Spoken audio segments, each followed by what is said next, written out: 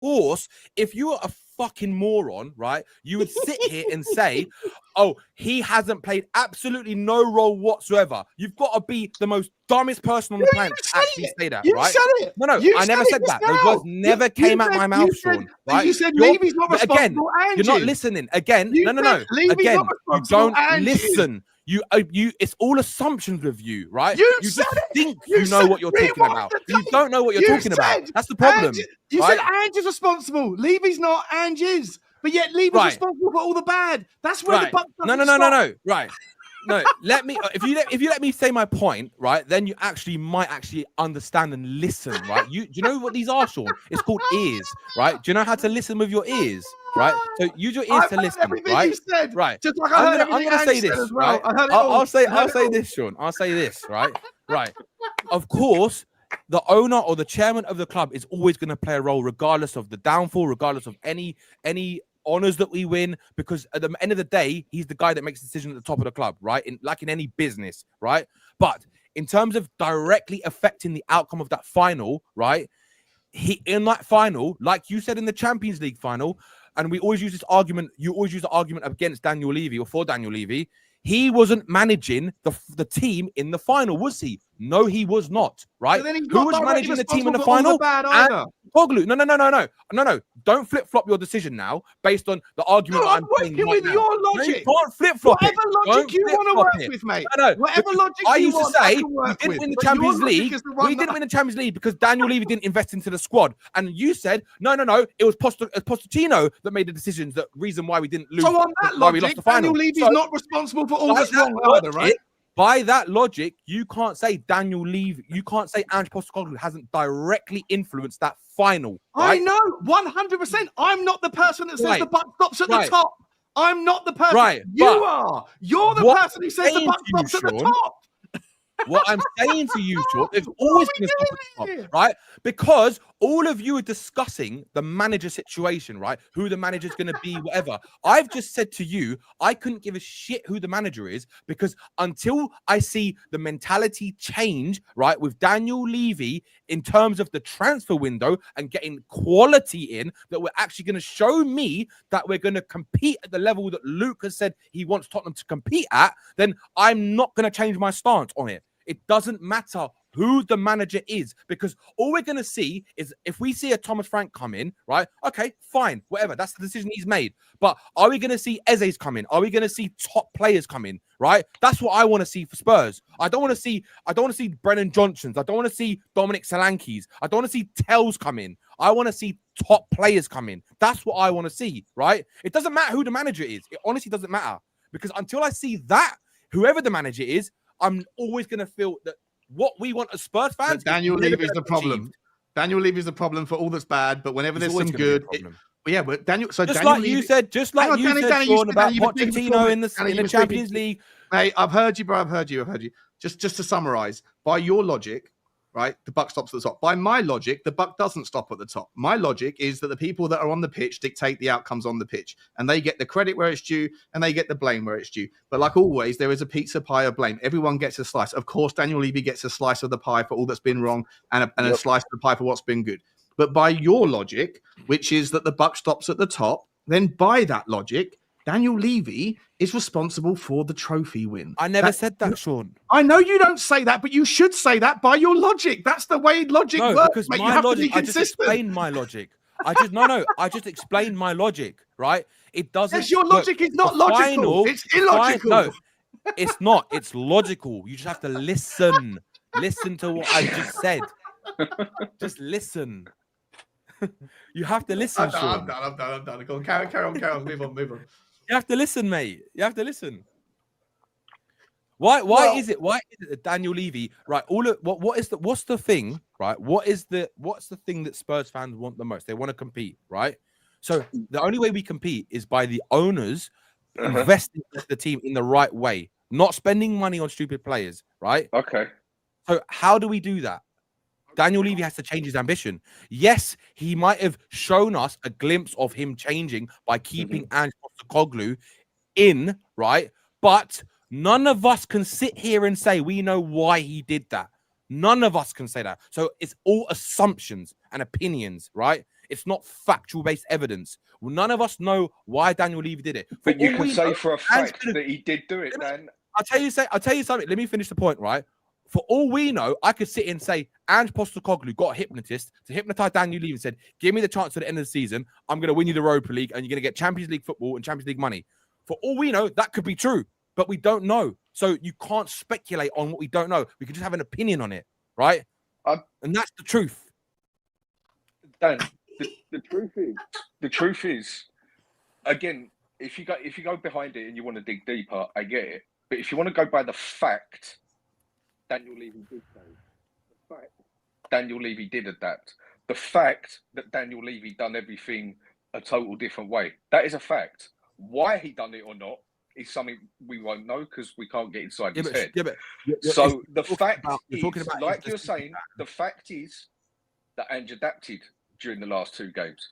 The fact is that Levy has adapted over a season. Now, the thing is with this whole thing with Levy is I'm a believer that it works, it stops to the top, basically. And Levy was getting slated all season, as he does, which he was deserving, that it all comes back to him because he employed the people who employed Ange and everything else. So it's down to Levy's fault for getting another crap manager and set at that club. All of a sudden, Ange goes and wins something. I mean, couldn't have been more lucky if he tried, really. Yeah. Ange now gets credit and deserves a chance. So on the logical way, the way I see it, I'll speak for myself here, yeah? Then Levy's got to get credit and so are the others as well because they're the ones who employed with him and stuck by him.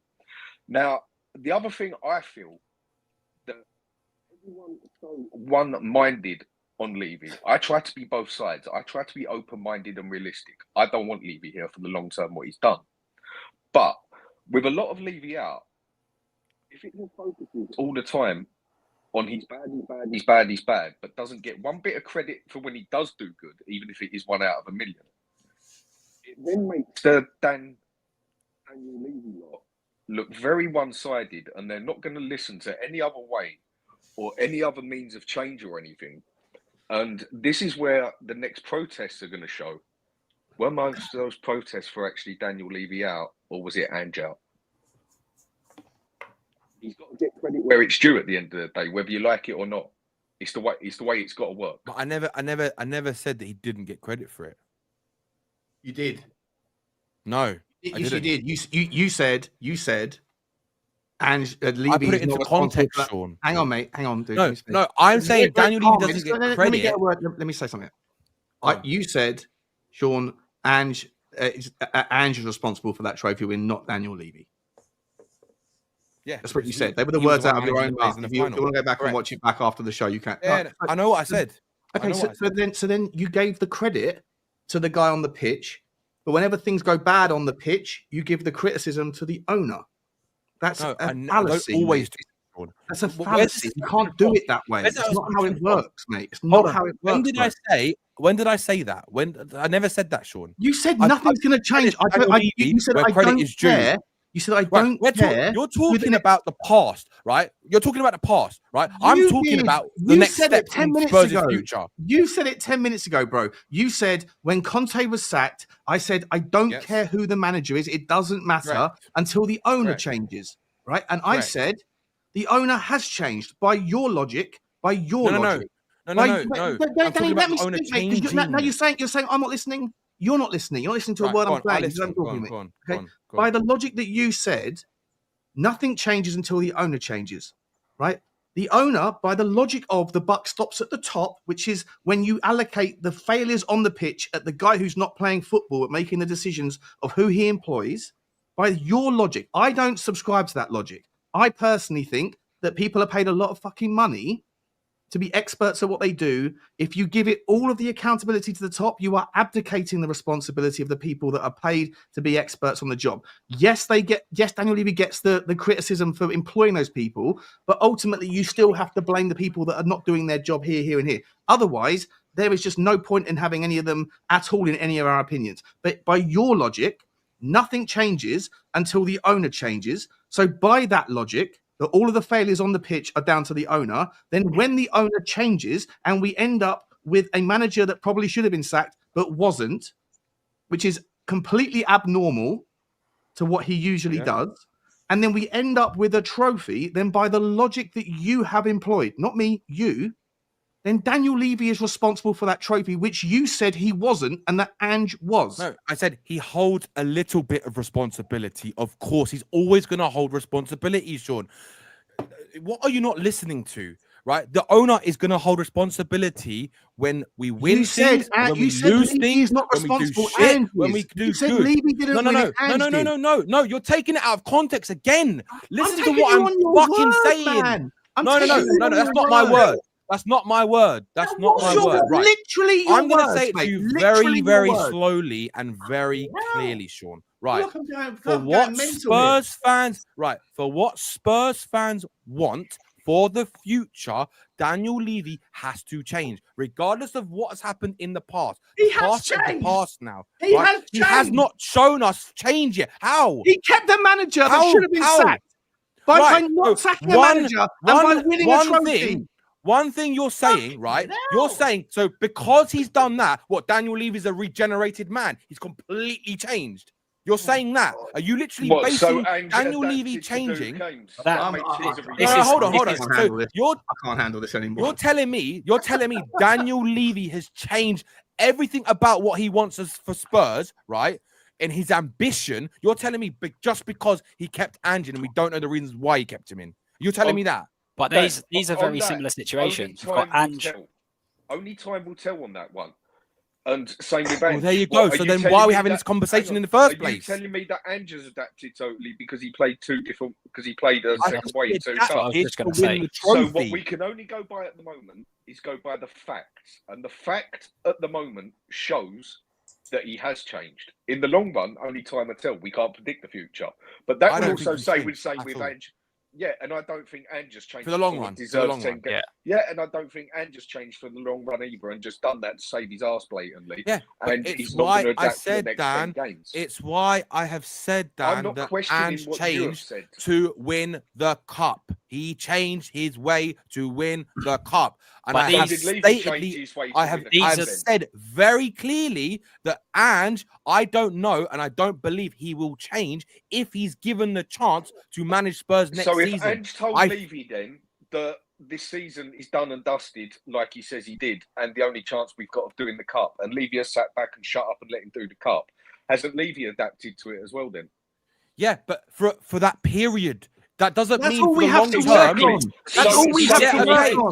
So I'm sitting here saying I don't believe Daniel Levy is going to keep being this changed on guy. The sample size that we have, Danny, right? On the sample size that we have, of course, Sean. So then he is just. So this conversation is a meaningless conversation because until the summer window is closed, we don't know if Daniel Levy has changed properly. These situations are so similar.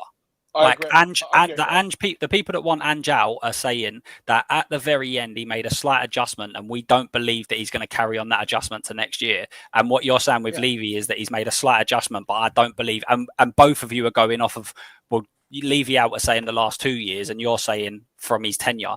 So they're very similar situations in terms of both have adapted, but will they both continue? And that's we don't know about that. But the fact is, at the moment. Yeah.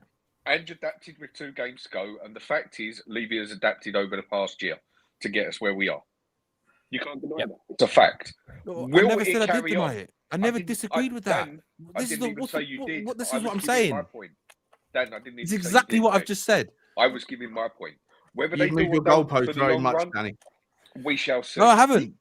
You have, mate. Look, you just haven't listened. Oh, dude, I've heard you speak for the last 20 minutes. You haven't listened. You haven't listened clearly enough then. Okay,